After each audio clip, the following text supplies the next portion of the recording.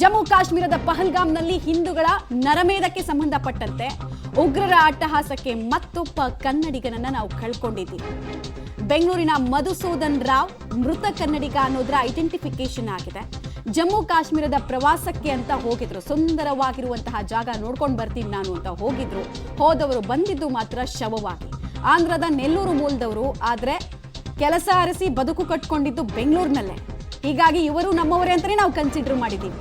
ಎಲ್ರದ್ದು ಕೂಡ ಇಲ್ಲಿ ನೀನು ಯಾವ ಜಾತಿ, ನೀನು ಬ್ರಾಹ್ಮಣನೋ ಗೌಡನೋ ಅಥವಾ ಕುರುಬಾನೋ ಕೇಳಲಿಲ್ಲ. ಅವರು ಕೇಳಿದ್ದು ಒಂದೇ, ಹಿಂದೂನಾ, ಯಾವ ಭಾಷೆ ಮಾತಾಡ್ತೀಯ ಅಂತಾನು ಕೇಳಲಿಲ್ಲ. ನಾವೆಲ್ಲ ಇಲ್ಲಿ ಬ್ಯುಸಿ ಇದ್ದೀವಲ್ಲ, ಕನ್ನಡ, ಹಿಂದಿ, ತಮಿಳು, ತೆಲುಗು ಅಂತ ಬ್ಯುಸಿ ಇದ್ದೀವಲ್ಲ, ಜನಿವಾರ ಮಂಗಲಸೂತ್ರ ಅಂತ ಬ್ಯುಸಿ ಇದ್ದೀವಲ್ಲ.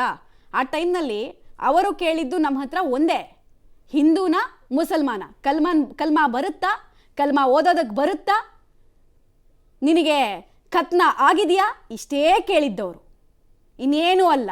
ಧರ್ಮಾಂಧತೆಯ ಅಫೀಮು ಇಡೀ ಜಗತ್ತಿಗೆ ಮಾತ್ರ ಅಲ್ಲ, ಭಾರತಕ್ಕೂ ಕೂಡ ಆಗಾಗ ಆಘಾತವನ್ನ ಮಾಡ್ತಾನೆ ಇದೆ.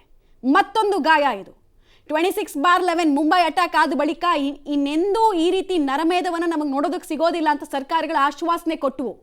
ಆದರೆ ಪುಲ್ವಾಮಾ ಅಟ್ಯಾಕ್ ಆಯಿತು. ಪುಲ್ವಾಮಾದ ನಂತರ ಅತಿ ದೊಡ್ಡ ನಾಗರಿಕ ಅಟ್ಯಾಕ್ ಇದೆ.